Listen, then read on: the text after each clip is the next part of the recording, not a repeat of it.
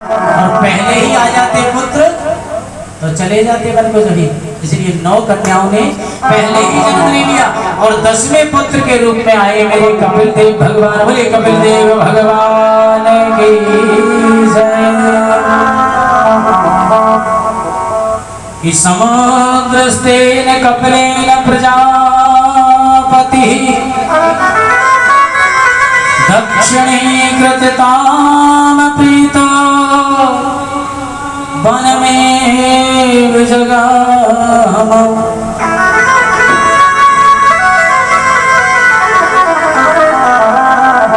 ऋषि को पता था कि भगवान आए हैं, क्योंकि मांगा था पहले, परिक्रमा की और सीधे वन को चले गए। 9 पुत्रियों की शादी हो गई। 9 पुत्री हैं कला, जिनका विवाह हुआ मरीच ऋषि के साथ। दूसरी अनसुईया, मेरी माँ को कौन नहीं जानता अनसुईया को, अत्रि मुनि के लिए ब्याही गई। तीसरी है श्रद्धा, अंगिरा ऋषि के लिए ब्याही गई। चौथी हविर्भू, पुलस्त ऋषि के लिए ब्याही गई, जिनके पुत्र हुए अगस्त्य, जो समुद्र को पी गए एक घूंट में। महाराज 5वीं कन्या का नाम है गति, जो पुलह ऋषि के लिए ब्याही गई। छठी क्रिया कृतु ऋषि के लिए। 7वीं ख्याति भृगु ऋषि के लिए, जिन्होंने भगवान विष्णु की छाती पे जाके लात मारी। भृगु ऋषि, जिन्होंने ज्योतिष शास्त्र की रचना की।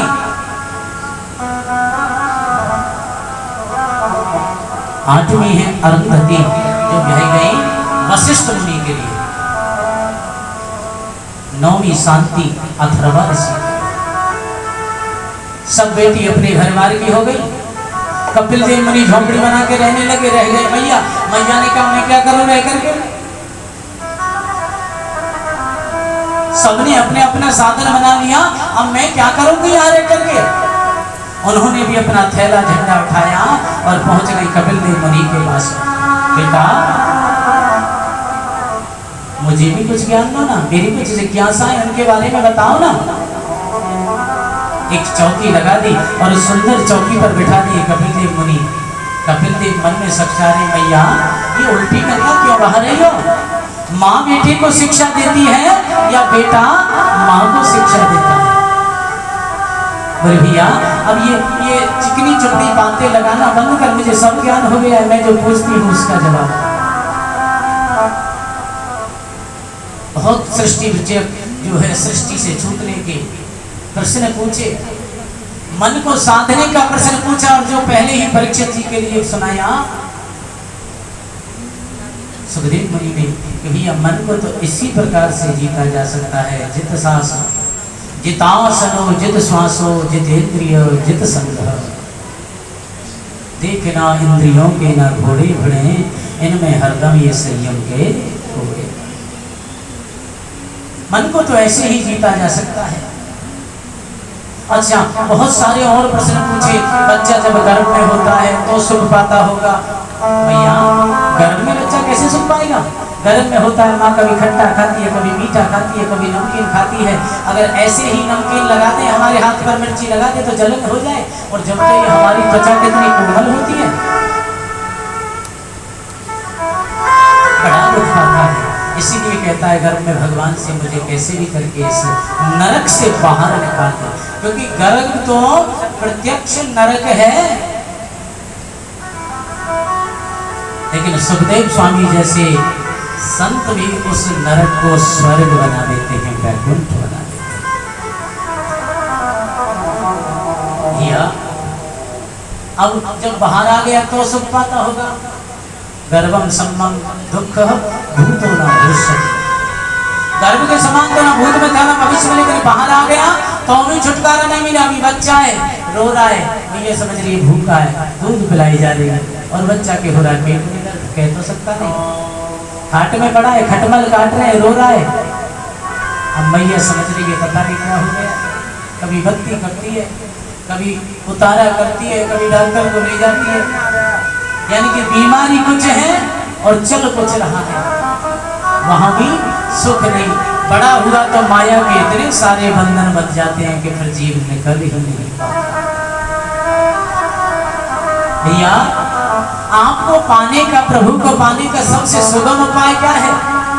भैया वैसे तो भगवान को पाने का 3 रास्ते हैं, भक्ति, ज्ञान और वैराग्य। 3 रास्ते हैं, भक्ति, ज्ञान और वैराग्य। लेकिन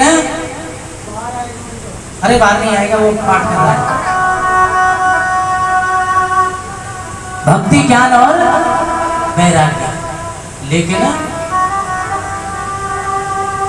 सबसे सुगम जो रास्ता है वो क्या है? भक्ति। हरि व्यापक सर्वस्त्र समाना, हरि व्यापक सर्वस्त्र समाना, प्रेम से प्रकट होत मैं जाना, प्रेम से प्रकट होत मैं जाना, हरि व्यापक सर्वत्र समाना, हरि व्यापक सर्वत्र समाना। मैया हरि को पाने का सबसे सुगम तरीका तो प्रेम है, भक्ति है, ज्ञान और वैराग्य से उसे पाया तो जा सकता है, लेकिन बड़ा कठिन मार्ग है। तो भक्ति के भी 3 मार्ग हैं। सबसे पहला मार्ग है विश्वास, दूसरा मार्ग मैंने आपको बताया था पहले भी, संबंध, और तीसरा मार्ग है समर्पण। तीनों मार्गों के द्वारा में सबसे पहला मार्ग विश्वास है। हमें भगवान पर विश्वास करना होगा। पहली बात तो भगवान है, और देखो अगर मुझे विश्वास है तो इस माइक्रोफोन में भी भगवान है, सर्वत्र समान हर जगह है, और नहीं है तो फिर वो मंदिर में भी नहीं है। नहीं दिखने वालों को तो वो मंदिर में भी नहीं दिखता, वहां भी नहीं पाता, और पाने वालों को तो वो उनके हृदय में ही पाता। तो सबसे पहले विश्वास करो, दूसरा संबंध बनाओ। जब तक कोई संबंध नहीं होगा तब तक हम भगवान के प्रति वो प्रगाढ़ प्रेम नहीं ला सकते, उत्पन्न नहीं कर सकते।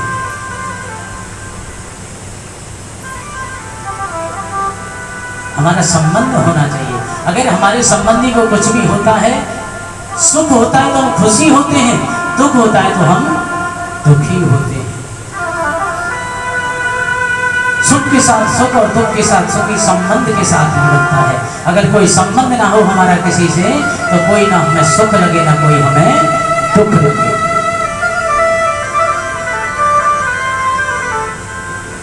संबंध बना, संबंध जैसा भी हो कोई दिक्कत नहीं है।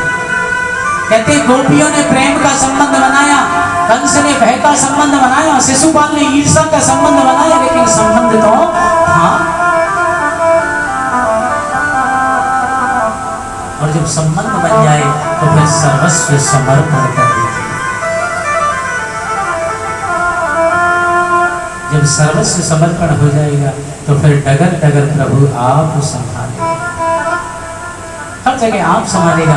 जब तक उस पर विश्वास नहीं होगा, संबंध नहीं होगा, समर्पण नहीं होगा, तो वो भी बाट देखता है कि कोई मुझे पुकारे तो सही, मैं तभी तो आऊंगा, कोई मुझे में समर्पण तो करे। जब तक द्रौपदी का समर्पण नहीं था, माफ कीजिए, भगवान भी नहीं आए। भैया उसकी उस भक्ति को पाने का क्या रास्ता है, क्या करना चाहिए, कैसे उसे पाया जा सकता है? मैया उसे हर क्षण हर घड़ी हमें भजना चाहिए। क्यों? क्योंकि चली जा रही है उम्र धीरे धीरे, चली जा रही है उम्र धीरे धीरे, चली जा रही है उम्र धीरे धीरे, चली जा रही है उम्र धीरे धीरे।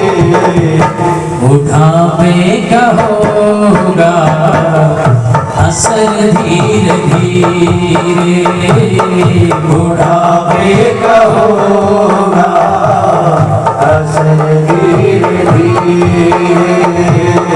पल पल आठों या पहर धीरे धीरे, पल पल आठों या पहर धीरे धीरे।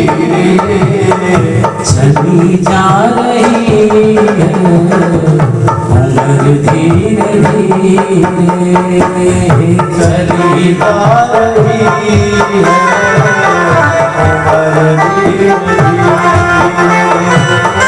जो करते रहोगे भजन धीरे धीरे, जो करते रहो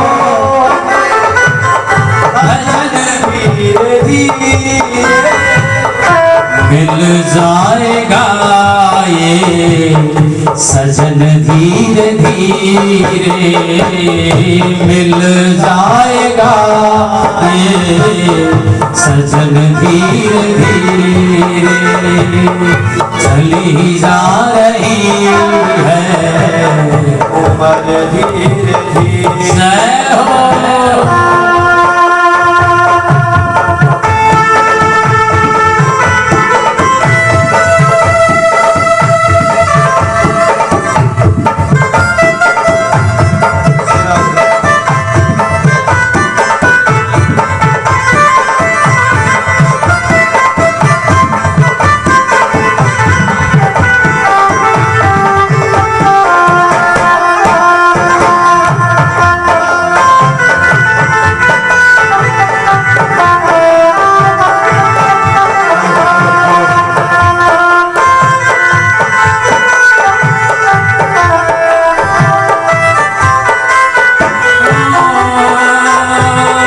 बचपन भी जाए बुढ़ापा भी जाए, बचपन भी जाए बुढ़ापा भी जाए। मृत्यु का होगा असर धीरे धीरे, चली जा रही है उम्र धीरे धीरे, चली जा रही है उम्र धीरे धीरे। चली जा रही है उम्र धीरे धीरे, चली जा रही है उम्र धीरे धीरे। सुखद रहोगे भजन धीरे धीरे, सुखद रहोगे भजन धीरे धीरे। जय हो।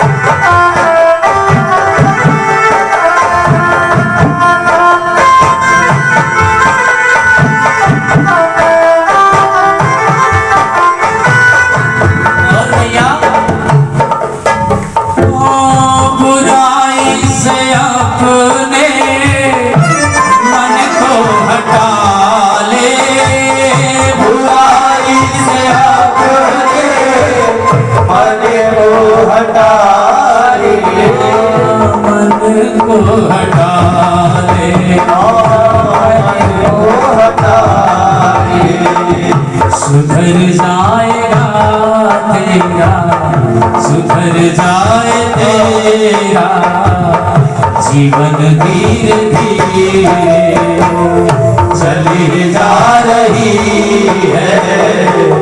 उमर धीरे धीरे चली जा रही है, उमर धीरे धीरे चली जा रही है उम्र धीरे धीरे चली जा रही है उम्र धीरे। मैया सबसे यही एक सुगम कार्य है कि प्रेम से भगवान का भजन करे, क्योंकि किस क्षण किस घड़ी इस जीवन का अंत हो जाए किसी को नहीं पता है। बहुत ज्ञान विषयक चर्चा हुई और अंततः गत्वा माता जल के रूप में परिणत हो गई। जल के रूप में सारा शरीर बहने लगा और वो जल हो गया सिद्धदार नदी। मैया जल में नदी बन गई और ईशान कोण की तरफ चले गए मेरे करदम महाराज। आगे इनका वंश नहीं चला। मनु महाराज की दो और पुत्रियां आकृति और प्रसूति। महाराज प्रसूति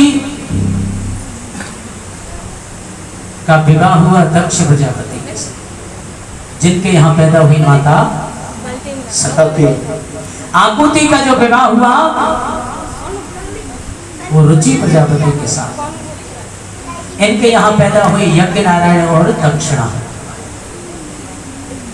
अब सती माता का चरित्र कौन नहीं जानता। एक बार एक यज्ञ चला हुआ था मरुदगढ़ों का, भगवान शंकर भी थे। दक्ष प्रजापति आए, लेकिन उसके बीच में सब तो खड़े हुए, लेकिन भगवान शंकर खड़े नहीं हुए। इस बात को बड़ा अहंकार मान करके दक्ष प्रजापति ने अपने अपमान माना और दोबारा यज्ञ किया। और इस यज्ञ में ना तो शंकर भगवान को निमंत्रण दिया और ना ही स्थान दिया। लेकिन बेटी तो बेटी होती है, बाप के घर में फंक्शन है, कैसे रह जाए। पिताजी भूल गए होंगे, कोई बात नहीं। शादी में हमें यज्ञ अनुष्ठान में बहुत काम हो जाते हैं। मैं तो जाऊंगी देवी, जब हमें बुलाया ही नहीं तो क्या करेंगे जाके। देखो, चाहे मित्र हो, चाहे सगा संबंधी हो, चाहे रिश्तेदार हो, बिना बुलाए किसी के घर नहीं जाना चाहिए। कि मांगत मांगत मान घटे और क्रोध घटे मन के समझाए। ओछे की संगत बुद्धि घटे। प्रिय, मैं आपको सत्य कह रहा हूं, जैसी आप संगत करोगे वैसी स्थिति होती चली जाती है। बार बार मांगोगे तो मान घट जाएगा। बिना बुलाए किसी के घर जाओगे तो अपमान ही होगा। लेकिन मन में तो उत्साह है, उमंग है, मेरे पिताजी के घर इतना बड़ा अनुष्ठान है, क्या करें। अब देवी तुम्हें जो अच्छा लगे सो ठीक है, मैं तो जाऊंगा नहीं। तुम्हें जाना है तो तुम जाओ। चलनी कुछ गढ़ भगवान के साथ में हो रही है। वहां जाके देखा मैया तो बड़ी प्रेम से कहने लगी कि मेरी बेटी आई है, बिना बुलाए भी आ गई, मेरी बेटी है। लेकिन पिताजी का भी मुंह सीधा नहीं है। पिताजी का मुंह सीधा नहीं है और उल्टे शब्द गए, अपशब्द गए। तुझे किसने बुलाया? तुझे यहां किसने बुलाया? जब तुझे निमंत्रण नहीं दिया फिर भी तू यहां क्यों आ गई? चारों तरफ देखा, ब्रह्मा जी भी हैं, विष्णु भगवान का आसन भी है, भृगु महाराज यज्ञ के आचार्य हैं, उन्होंने भी नहीं रोका। मेरे स्वामी का ना तो निमंत्रण ही दिया, ना आसन ही दिया। और अब मेरी बेइज्जती हो गई। मेरे स्वामी ने ठीक कहा, अब मैं किस मुंह से वापस जाऊं अपने स्वामी के घर में? उन्होंने तो पहले ही कहा था। अब क्या कर? उसी यज्ञ में अपने आप को सौंप दिया। जैसे ही यज्ञ में सती मैया ने प्रवेश किया है, हाहाकार मच गया। जितने गण थे उन्होंने उस यज्ञ का विध्वंस कर दिया। भगवान शंकर को जब पता पड़ा तो एक जटा उखाड़ी वीरभद्र नाम का पुत्र उत्पन्न हुआ और पकड़ करके दक्ष प्रजापति का सर अलग कर दिया। त्रिलोकी में कौन है जो मेरे शंकर के उस क्रोध को शांत कर सके। समानता इतनी कि शंकर भगवान से हमें समानता सीखनी चाहिए, समभाव सीखना चाहिए, लेकिन जब क्रोध में आ जाए मेरे भोले बाबा तो सारा सृष्टि डगमगा जाए। समानता कैसी? भोले बाबा का वाहन क्या है? नंदी। मैया का वाहन क्या है? नंदी और शेर एक जगह मिल जाए तो क्या होगा? शेर नंदी को खा जाएगा। लेकिन वहां दोनों क्या करते हैं? ओम नमः शिवाय, ओम नमः शिवाय, ओम नमः शिवाय, ओम नमः शिवाय, दोनों जपते हैं। इधर बड़े बेटे का वाहन क्या है? मोर। और भगवान के गले में क्या है? और मोर का स्वभाव है जैसे ही सांप देखा भर करके पंजों में और पेड़ में पटक पटक के मार देगा, खा जाएगा। लेकिन वहां दोनों क्या कर रहे? ओम नमः शिवाय, ओम नमः शिवाय, ओम नमः शिवाय, ओम नमः शिवाय, दोनों ओम नमः शिवाय जप रहे। और देखो छोटे बेटे का वाहन क्या है? मूसक। और भगवान के गले में क्या है? सांप को मूसा दिख जाए, चूहा दिख जाए तो तुरंत पकड़ लेगा। लेकिन सारे के सारे बड़े प्रेम से प्यार से रहते हैं। लेकिन यहाँ तो दक्ष प्रजापति ने इतना बड़ा अनिष्ट कर दिया कि भगवान क्रोधित हो गए। कौन उनके क्रोध को संभाले? और महाराज अब तो सती के जले हुए शरीर को भगवान ने अपनी भुजाओं पे उठा लिया, गोदी से सीने से लगा लिया। भगवान ने देखा, विष्णु नारायण ने, कि अगर पार्वती जी के सती के ग्रह में ये ऐसे ही रहे तो सृष्टि कैसे चलेगी। तुरंत अपना सुदर्शन चक्र घुमाया और सती के शरीर के टुकड़े टुकड़े कर दिए। वो जहां जहां गिरा वहां वहां शक्ति पीठों की स्थापना हो गई। 51 शक्ति पीठ स्थापित हो गई। मेरे मां सती के शरीर के हैं ये। राधे राधे। जगत जननी के इतनी सारे पीठ बन गए, जिसमें भी जाओ वही कल्याण हो जाता है।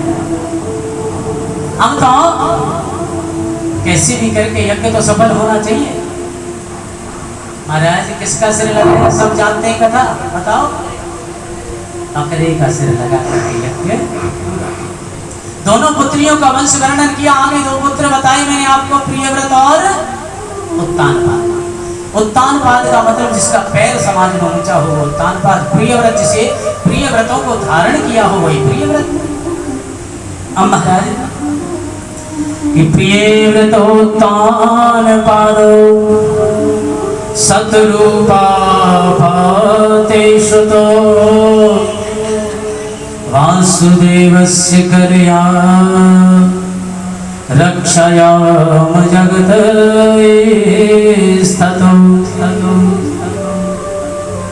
उत्तानपाद महाराज की एक पत्नी है जिसका नाम है सुनीति। अब महाराज एक बार वन में गए शिकार खेलने, एक बहू और लिया जिसका नाम है सुरुचि।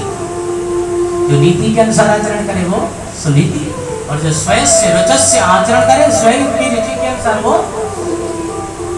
अब जैसे ही आई महाराज देखो हम इस महल में नहीं रहेंगे, इसमें औरत पहले से रह रही है। अब नया नया तो नया 9 दिन और पुराना नया सबको अच्छा लगता। अभी लाए क्या करके? देवी तुम जैसा कहती हो ठीक है, देवी आपको यहाँ खाली करना पड़ेगा। जैसी आनंद महाराज, जैसी आज्ञा। ये करुणा है, ये प्रेम है, पति की आज्ञा है, परमेश्वर है, जो आप आज्ञा करें। मैं तो वही परण कोटी बना के रह लूंगी। ठीक है, रहने लगी। एक बच्चा आ गया गोद में जिसका नाम है ध्रुव जी महाराज। अब ध्रुव जी महाराज को अपने साथ ले जाती क्योंकि महल में से तो निकल गई। क्या करे? सुनेरी मैंने निर्बल के बलराम, अपबल तपबल तेज बल और चौथो बलदान। पर सुनेरी मैंने निर्बल के बलराम। ये चारों बल जिस पर ना हो उसका एक ही बल है बलराम, मेरा गोविंद। गोविंद की शरण में आ गई, सत्संग में जाती, बच्चे को गोदी में ले जाती, बच्चा भी रोज प्रवचन सुनता। और माँ भी सुनती। एक दिन संतों की नजर पड़ी, बेटी कुछ मांग ले, क्या चाहिए तुझे, हम जा रहे हैं। कुछ नहीं चाहिए बाबा। गुरुजी कुछ नहीं चाहिए। नहीं कुछ दे रहे, हम देख रहे तूने कभी कुछ पूछा भी नहीं किसी बारे में, और हमें ऐसा प्रतीत होता है कि कुछ अंदर कष्ट भी है तेरे, मांग ले। तूने एक दिन सारा वृतांत भी बताया, कैसे तुझे घर से महल से निकाल दिया तेरी सौत के आने पर। अगर आपने देना ही है तो ऐसा कर दीजिए कि मेरी उसी छोटी बहन के, सौत नहीं करी, छोटी बहन के संतान हो जाए, क्योंकि अभी तक उस पर कोई संतान नहीं है। नेकी कर और दरिया में जो करना है अपने लिए कर रहा है, हमें उसका बदला नहीं लेना है, वो गोविंद देख रहा है। दुनिया की दोनों आंखों में तुम धूल झोंक दे, आंखें हजार उसकी छुपाओगे, इस तरह चोरी प्रभु से करके बताओगे तो इस तरह हर एक जगह हरदम रहता है वो हाजिर, फिर उससे अंधाधुंधी चलाओगे किस तरह। संतों का हृदय असीज गया बेटी, जिसने तुझे घर से निकलवा दिया, इतना कष्ट तुझे पहुंचाया, और उसी के लिए तू मांग रही है कि बेटा हो जाए। नहीं, वो मेरी छोटी बहन है, मेरे स्वामी की पत्नी है, अर्धांगिनी है। संतों की कृपा हुई, उसके भी एक पुत्र हो गया जिसका नाम रखा गया उत्तम। अब क्या होता है, एक दिन महाराज वह उत्तम अपने पिताजी की गोदी में बैठा है, तभी महल में घूमता घूमता चला गया ध्रुव जी। अब ध्रुव जी भी चले गए, रोक टोक तो नहीं है इतनी, रही तो पत्नी तो निकाली है, वो तो पुत्र है, और एक गोदी में बैठा है उत्तम। तो ध्रुव का भी मन किया मैं भी अपने पिता की गोदी में बैठूं, कि एक दास सुरचे पुत्र मारो खिलालयन। सुरुचि के पुत्र का लालन कर रहे हैं, गोदी में खिला रहे हैं।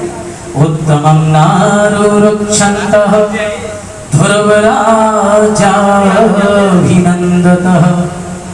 ध्रुव का मन किया वो भी पिताजी की गोदी में बैठ गया, पिताजी ने तो लाल, लेकिन पास में बैठी है वो मैया दूसरी। हाथ पकड़ा, खींचा, जोर से झटका मारा और कहा, तब साराध्य पुरुष तस्य वानुग्रहण में गर्भे तु साधयात्मानं यदि क्षची कृपासनः। तपसा आराध्यम पुरुषम तस्वेवानुग्रहण में। जंगल में जा, तपस्या कर, आराधना कर, भगवान प्रकट हो जाए तो उनसे कहना कि मुझे सुरुचि के गर्भ से जन्म दे दे। जब इस गर्भ से जन्म लेगा तो इस गोदी में बैठेगा। ध्रुव जी महाराज आकर के मैया के आगे रोने लगे, अरे मैया ऐसा क्या तुझ में नहीं है जो मेरी छोटी माँ में है? क्या हुआ बेटा, क्या हुआ? नहीं ये बताओ, आप में ऐसा क्या नहीं है जो मेरी छोटी माँ में है? वो लाड़ मुझे क्यों नहीं मिलता जो उत्तम को मिलता है? क्या मैं अपने पिता की संतान नहीं हूँ? क्या वो मेरे पिता नहीं है? नहीं बेटा है, मेरी छोटी माँ ने मुझे जो जो अपशब्द कहे मैं एक एक का बदला लूंगा। नहीं बेटा, ये गलत बात है, किसी से बदला कभी नहीं लेते। और तेरी माँ का तो शुक्रिया कर, उसने तो तुझसे कहा है उस परम पिता की गोद में बैठने के लिए। देर ना लगा, कल जाता हो तो आज ही जा, तपस्या कर, भगवान की गोदी में बैठ। उस खाल मांस हड्डी मज्जा के पिता की गोदी में बैठने से क्या है? भैया मुझे ये तो बता दे, उसका स्थान क्या है, ठिकाना क्या है, कहाँ जाऊं? मैंने देखा नहीं। भैया वो तो सब जगह है, हर जगह है। कि कौन है गुलशन की जिस गुलशन में रोशन तू नहीं? कौन है गुलशन की जिस गुलशन में रोशन तू नहीं? कौन है वो गुल की जिस गुल में तेरी खुशबू नहीं? ऐसा कोई रोशन है, कोई गमला है, कोई फूल है जिसमें इसकी खुशबू ना हो, ये मौजूद ना हो? वो हर जगह है, हर जगह है। चल गई, 4.5 वर्ष की आयु है। अब देख रहे हैं नारद जी महाराज, नारद जी पहुंच गए। भैया कहाँ जा रहे हो? कौन हो? जी मैं ध्रुव हूँ। मेरी माँ का नाम क्या है? सुनीति है। पिता का क्या नाम है? नहीं नहीं हमें नहीं पता पिताजी का नाम। गुस्सा है पिताजी से, गोदी में सुता दिया। हमें नहीं पता पिताजी का नाम। हमारी माँ का नाम सुनीति है, हमें इतना पता है। कोई नहीं भैया, कहाँ जा रहे हो? परम पिता को पाने जा रहे हैं, उस परम जगदीश्वर को पाने के लिए जा रहे हैं। हमारी माँ ने कहा है तपस्या कर, आराधना कर। कहाँ मिलेगा वो? जंगल में जा रहे हैं, जंगल में मिलेगा? जंगल में तो भैया वो तो नहीं मिलेगा, लेकिन शेर, बाघ, हिंसक जीव जंतु मिलेंगे जो मार के खा जाएंगे। ऐसे मार के खा जाएंगे। मेरी माँ ने कहा है कौन सा ऐसा गुलशन है जिसमें वो नहीं है? सब में वही है, तो मुझ में वही, तो उन सिंह व्याघ्रों में भी वही है, तो फिर वो मुझे कैसे मार सकता है? विश्वास नहीं मार सकता। पका के देख रहे, क्योंकि गुरु मंत्र दे रहे, क्योंकि गुरु बिन भवन तरही न कोई। बिना गुरु के कोई तर ही नहीं सकता। इसीलिए नारद जी चल करके आए हैं कि मैं इसका गुरु बन जाऊं। कई गुरु आशा करते हैं कि ये मेरा शिष्य बन जाए, और कई शिष्य आशा करते हैं कि ये कैसे भी करके हमारे गुरु बन जाए। अच्छा भैया एक बात और बताओ, जब जंगल में जाओगे, घर में रहते थे तुम्हारी माँ कितनी बार खिलाती थी? बोले जब भूख लगती माँ को इशारा करते तभी मैया लेके आ जाती और गोदी में बिठाती, अपने हाथ से खिलाती। तो वहां कौन खिलाएगा? तो मेरी माता कहती है कि जब दांत न थे तब दूध दिया, और अब दांत दिए तब अन्न देगो। जब मैंने जन्म लिया ना तब मेरे दांत नहीं थे, और भगवान की माया देखो, प्रकृति का स्वभाव देखो कि मेरी माँ के स्तनों में अपने आप दूध की धारा आ गई। कहां से आई? कि जब दांत न थे तब दूध दियो, अब दांत दिए तो अन्न देगा। जब दांत न थे तब दूध दियो, अब दांत दिए तो अन्न देगा। जल में फल में नभ पशु पक्षी में सबकी सुख ले मेरी भूलेगा। जल में फल में नभ पशु पक्षी में सबकी सुख ले मेरी भूलेगा। जान को देत अजान को देत, जान को देत अजान को देत, जान को देत वो देगा, जान को देत वो देगा। रे मन मूरख सोच करेगा, रे मन मूरख सोच करेगा, सोच करेगा छुहाग न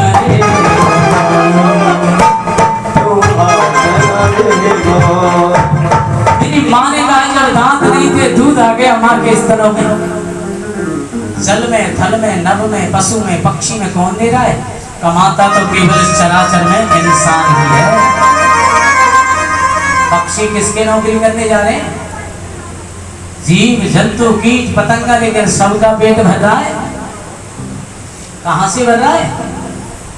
अभी तो गुरु बनने के लिए आए नारद जी, और नारद जी सोच रहे क्यों ना मैं अपना गुरु बना लूं। इन्हें उम्र ही क्या है? 4.5 वर्ष।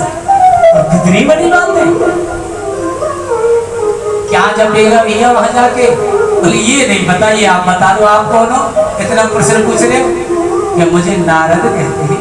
वो आप नारद हो? मेरी माँ ने सुनाया था, मैंने संतों की वाणी सुनी थी और कथा में जाता था माँ के साथ। बच्चों को लाना चाहिए, सुनेंगे तो जानेंगे। जाने मेरे नहीं हुए प्रतीति, मेरे प्रतीत ना हो गई प्रीति। मैंने सुना था। अब एक कृपा करो, आप नाम दे दो, क्या जपूं? या ऐसा करो, ओम नमो भगवते वासुदेवाय। जो मेरे पास है वो तू जप। चलेगी खूब जप चल रहा है महाराज। अब तो जप का ऐसा सिस्टम बना दिया कि हर तीसरे दिन में फल खा लें।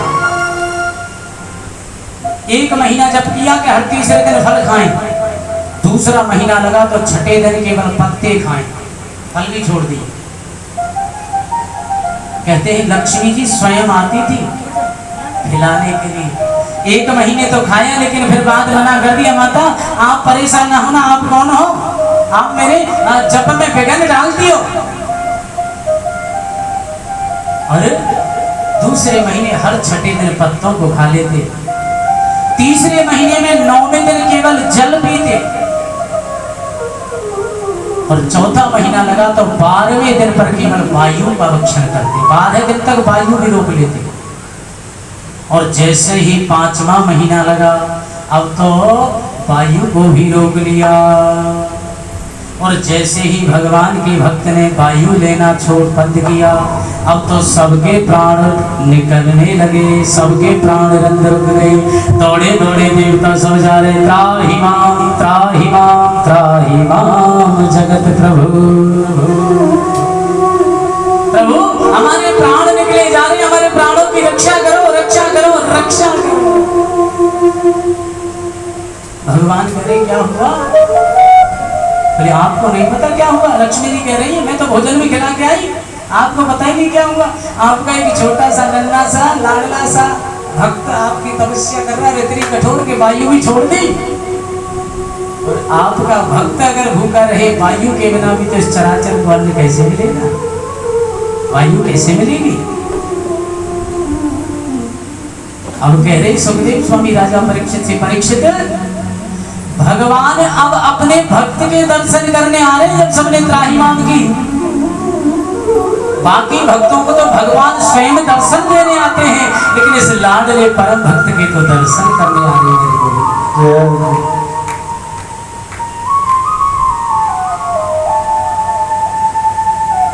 भगवान ने आकर के कहा, बेटा ध्रुव, बेटा ध्रुव, धीरे से आंख खोली। खोलते देखते रहे, क्योंकि कभी देखा ही नहीं पहले, कैसे मान लें? अब ध्रुव जी महाराज भी तो उनमें से ही हैं। वो एक बार कोई ग्वाला था, वो कहीं ना कहीं से कान में आ जाता, भगवान का भजन कर, भगवान का भजन कर, भगवान का भजन कर। एक दिन गाय चरा रहा नदी किनारे, और वहां आ गए एक ब्राह्मण देवता। अब ब्राह्मण देवता नदी थी, तो गांव में जाने से पहले यजमानों के घर जा रहे थे, भैया नहा धो ले, यहीं अपनी त्रिकाल संध्या कर लें। और नहाए धोए, लंगोटी थी दूसरी धोती थी, उसको नहा करके निचोड़ लिया और दूसरी को पहन लिया। थोड़ी देर नेत्र बंद किए, नाक बंद की, गोविंद का ध्यान किया, भोग प्रसाद लगाया, खा लिया और चल दिए। पंडित जी रुको ना, हाँ भैया बताओ, भगवान आए, क्या बात है? तो आप क्या कर रहे थे? मैंने मैं भगवान का ध्यान कर रहा था, दर्शन कर रहा था, पूजा कर रहा था उनकी। आप भगवान का ध्यान कर रहे थे?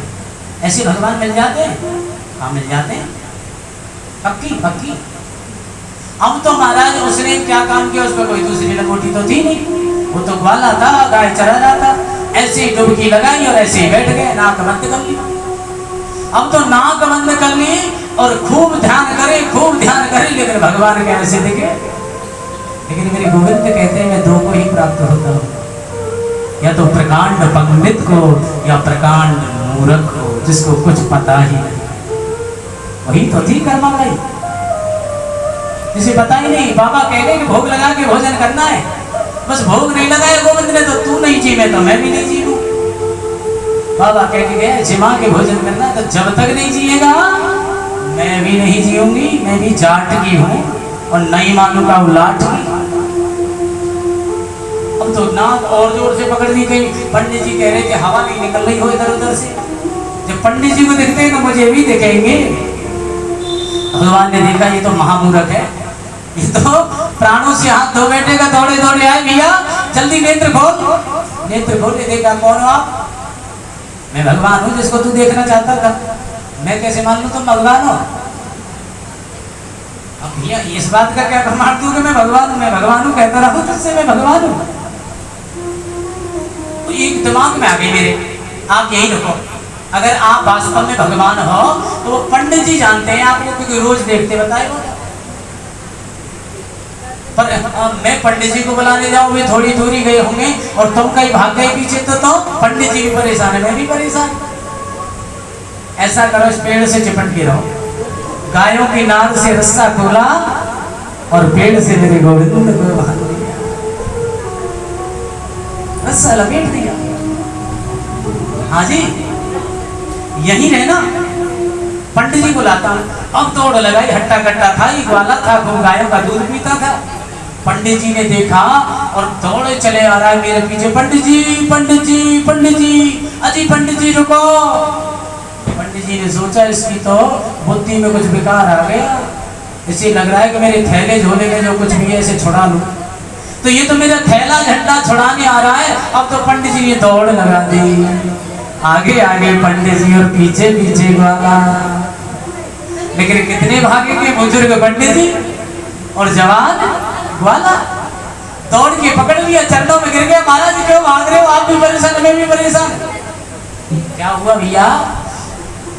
हुआ कुछ नहीं, जो आप भगवान की कह के आए ना, वो भगवान आ गए। कोई कह रहा है मैं भगवान हूँ, मैं जानता नहीं कि यही भगवान है। बस आप चल करके और ये बताया हो कि यही भगवान है या कोई और है। अगर कोई और होगा तो आज उसकी खैर नहीं, और भगवान होगा तो कोई बात ही नहीं। मैं तो भैया बुजुर्ग हूँ, हाथ थक गया, दूर भी आ गए, कोई बात नहीं, कंधे पे बैठो। अब दादा हो, ब्राह्मण हो, कंधे पे बैठा लिया भैया। देखो वो कहाँ है, वो देखो पेड़ से बंध रहे। अब पंडित जी को कभी देखे हो तो वो देखे, अब पंडित जी को तो रस्सा देखे लपटा हुआ। अब पंडित जी इधर देखे उधर देखे, पंडित जी बार बार कहे ये बंद रहे, ये खड़े, ये रहे, ये रहे, लेकिन पंडित जी देख रहे, कुछ दिख ही नहीं रहा, कुछ दिख रहा है रस्सा। अब क्या करें? बोले ये तो मेरी बॉडी भी खराब कर रहा है, आज के 2-4 जजमानों के जाता वो भी नहीं जा पाया, तो चलो झूठ मूठ का ही कह देता हूँ, हाँ यही है, पिंड तो छूटे। तो पंडित जी ने कह दिया हाँ भैया तुम जो कह रहे हो ना वो सही है, यही है। ठीक है महाराज, आपका बहुत सारा समय खराब किया, माफ करें इसके लिए, लेकिन आपने गोविंद से मिला दिया। गुरु गोविंद दो खड़े और काके लागो पाए, बलिहारी गुरु आपकी कि गोविंद दियो मिलाए। आपकी बलिहारी हूँ, आपका बलिहार हूँ। पंडित जी चले गए, चरण पकड़ लिए मेरे ठाकुर के। ठाकुर बोले भैया एक बात बताऊं? बताओ। उन पंडित जी को मैं कभी नहीं दिखता, वो तो झूठ बोल के गए पिंड छुड़ा के। नहीं प्रभु, मुझे तो उन पंडित जी ने कहा तुम आप मिले, वो झूठ बोल रहे या सच बोल रहे, मुझे उससे कोई लेना देना नहीं। आपको अगर भगवान किसी ने सिद्ध किया तो पंडित जी ने किया,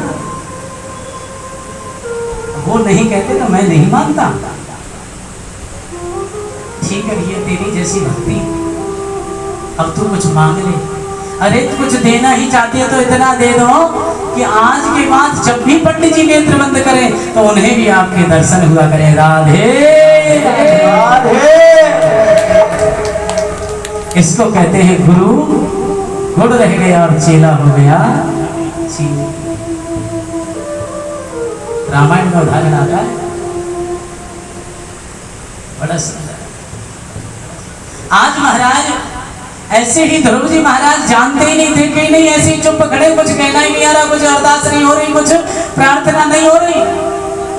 लेकिन जैसे ही मेरे गोविंद ने कि नैवं विदाम भगवन् प्राणरोध चराचरस्य किल सत्यधामनः, सारे चराचर जगत के जब प्राण रुकने लगे, गोविंद आए और आकर के कहा मैं भगवान हूँ, फिर भी कुछ कह नहीं पा रहा, तो भगवान ने क्या किया? अपना शंख दिया, ईसातं विवक्षन्तमिद्वदः हरिर्ज्ञातस्व सर्वस्य च हितवस्थितः कृताञ्जलि ब्रह्ममय्येन कम्मुना परिस्पर्शवालं कपो कृपया कपोले। जैसे ही कपोल पर लगाया शंख, वेद वेदांत का ज्ञान हो गया, शास्त्रार्थ हो गया, बड़े बड़े जो ज्ञानी नहीं बोल सकते वो बोलने लगे ध्रुव जी महाराज। मूकं करोति वाचालं पंगयं लंघयते गिरिः यत् कृपातमहं वन्दे परमानन्दमाधवम्।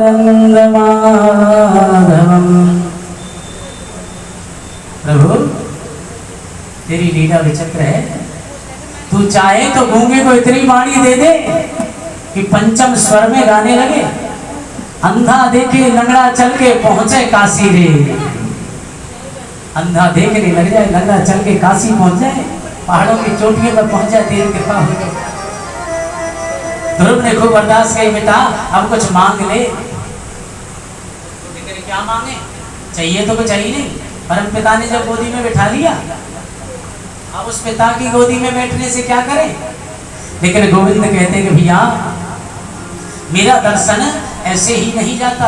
दूसरी बात, ध्रुव जी के मन में कुछ और है, और क्या कुछ और है। आए किस लिए थे और अब ना रह रहे। भगवान तो विधाता है, सबके हृदय की जानते हैं। तो भगवान ने 36,000 वर्ष तक राज करने का वरदान दे दिया। राधे राधे राधे। 36,000 आए, आकर के महल में सबसे पहले किनके चरण स्पर्श किए।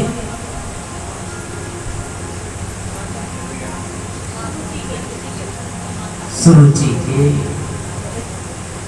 क्योंकि अगर वो हाथ वगैरह के ना हटाते तो भगवान नहीं। कई बार कड़वी विष को भी, कड़वी दवा को भी हमें औषध के रूप में लेना पड़ता है, उसमें भी हमारा कल्याण होता है।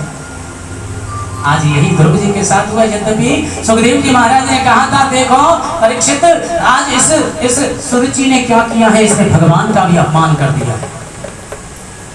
कैसे दुनिया इस गर्भ से छुटकारा पाती है, लेकिन इसने क्या कहा था, तपसा आराध्यम, तपस्या आराधना किस लिए करो कि मेरे गर्भ में आने के लिए।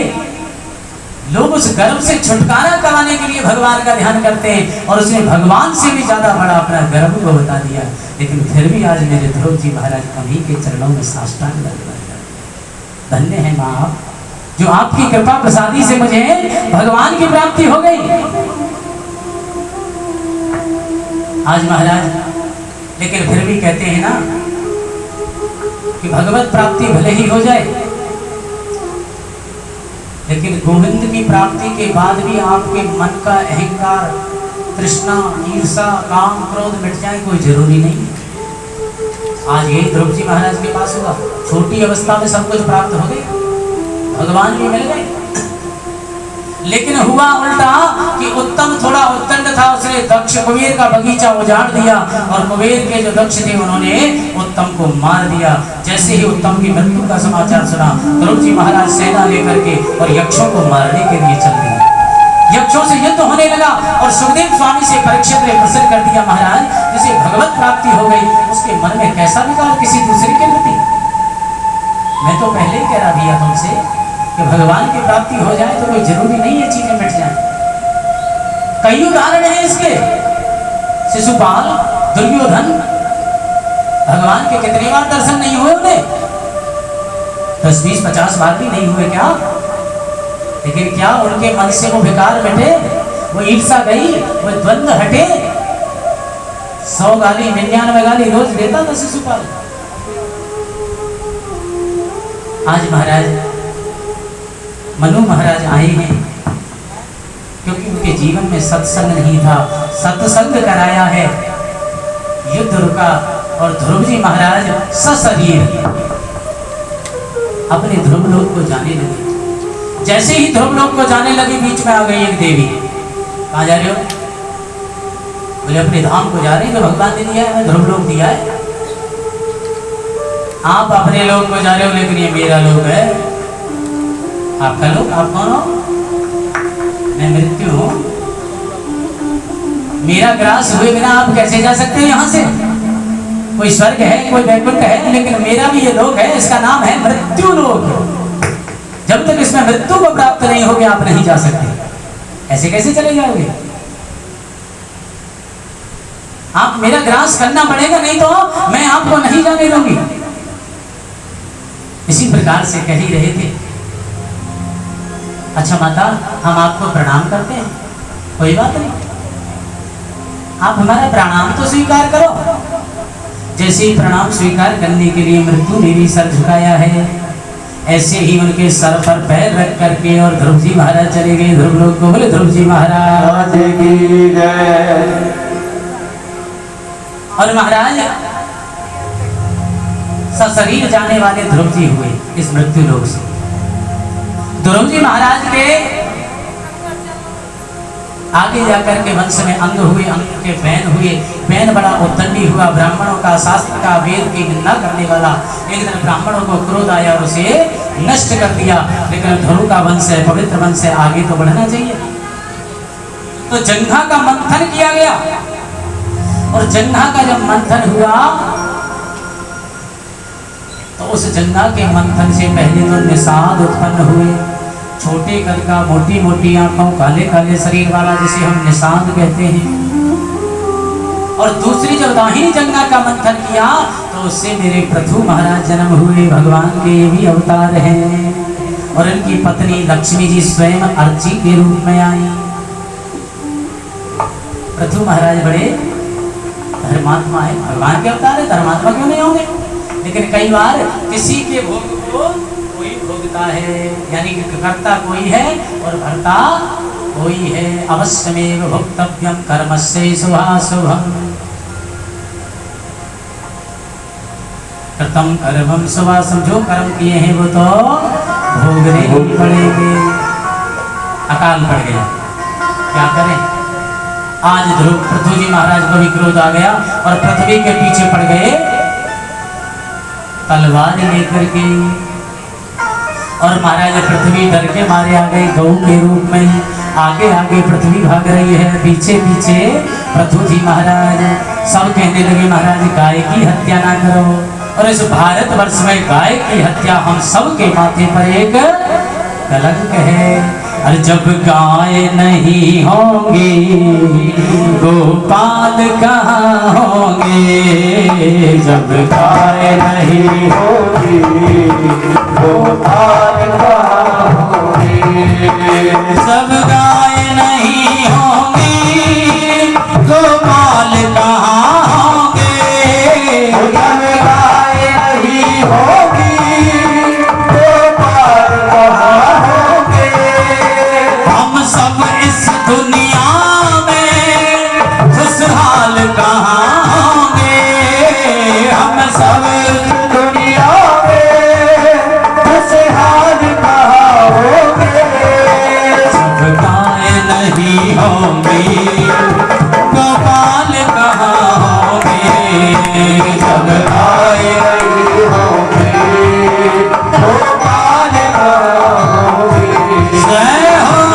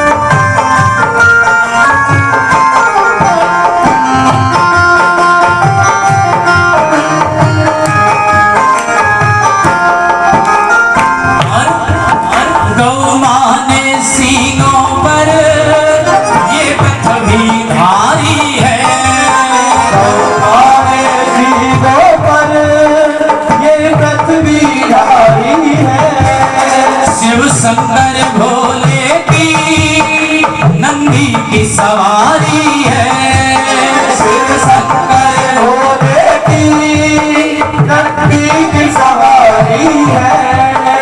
नंदी के बिना भोले, नंदी के बिना भोले असवार कहाँ होंगे, नंदी के बिना भोले असवार कहाँ होंगे।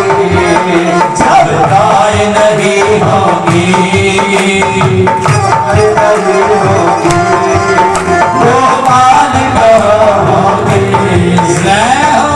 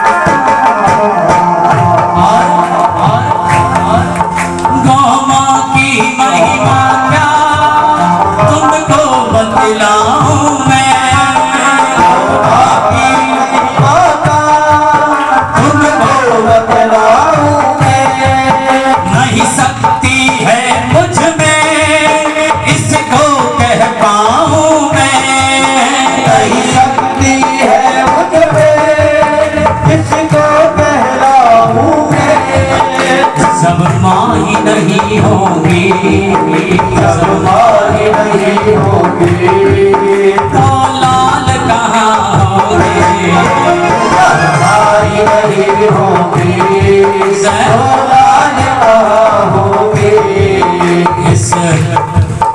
इस दुनिया में हम सब खुशहाल कहाँ होंगे, इस दुनिया में हम सब खुशहाल कहाँ होंगे।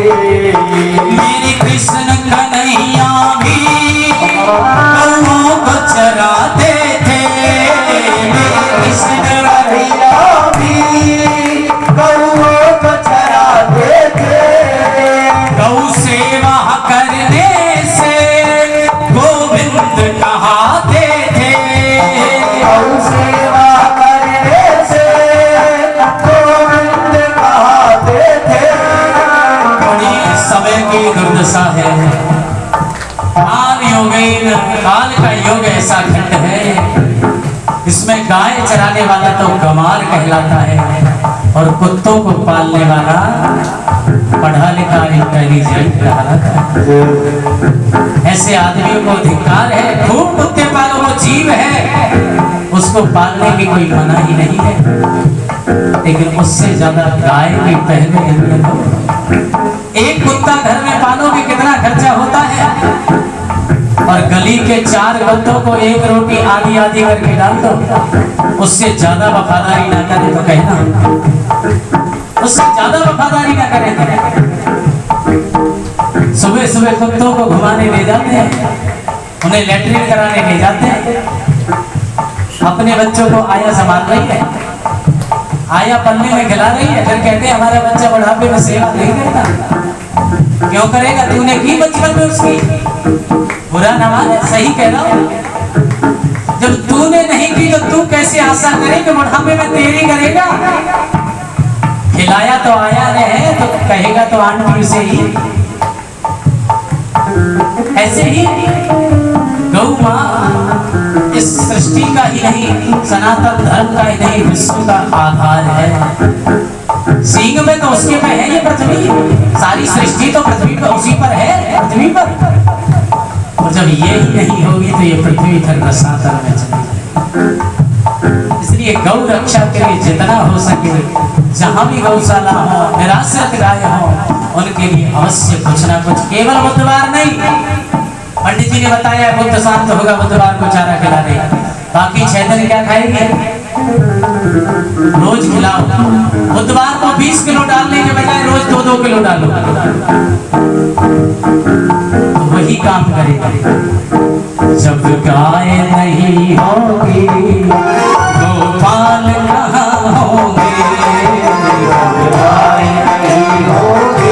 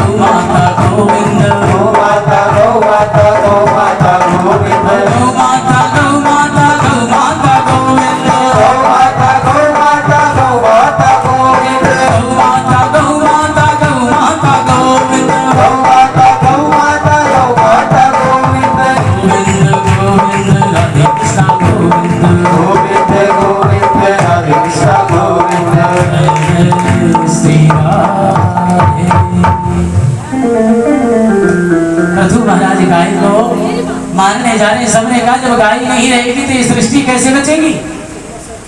गौ माता रुक गई, ले भैया तेरा जो मन करे सो कर ले, अब मेरा गोविंद ही मुझे जब छोड़ के चला गया है तो मैं क्या करूं। पृथु महाराज के लिए सलाह दी गई, भैया गाय का दोहन करो, ये पृथ्वी इस समय गाय रूप में है तो दूध में सब कुछ निकलेगा। तो सबने गाय का दोहन किया अपने अपने हिसाब से। किसी ने भैया जैसे दैत्यों ने शुक्राचार्य को बछड़ा बना दिया, अब दैत्य हैं तो दैत्यों के हिसाब से कुछ ना कुछ लेंगे। पृथु महाराज ने स्वयं मनु को बछड़ा बनाया, समस्त धन धान्य को उसने गाय से निचोड़ लिया। ऋषियों ने देवताओं ने बृहस्पति जी को बना दिया, उन्होंने सोम आदि का पान किया। गंधर्वों ने महाराज विश्वावसु को बनाया, संगीत माधुर्य रूप का उन्होंने दोहन किया। सारी पृथ्वी पृथ्वी से धन धान्य से हरी भरी हो गई। पृथु महाराज ने 99 यज्ञ किए और 100वां यज्ञ जब कर रहे हैं तो इंद्र को लगा मेरी तो सत्ता गई, मेरी तो सत्ता गई। आ गया जो अश्व था, जो रथ अश्व छोड़ते थे अश्वमेध का, उस अश्व को चुरा कर ले गए और बांध दिया कपिल देव मुनि के आश्रम में। भगवान ने कहा अच्छा ऐसा कर रहा है। भगवान वापिस लाए, इंद्र का पुत्र वापिस लाया, हाथ जोड़ के क्षमा मांगी। भगवान प्रकट हो गए पृथु महाराज के यज्ञ में। कहो भैया क्या चाहिए कि न कामयेनाथ तदप्यः क्वचिन्न यत्र युष्म चरणाम्बुजास्वः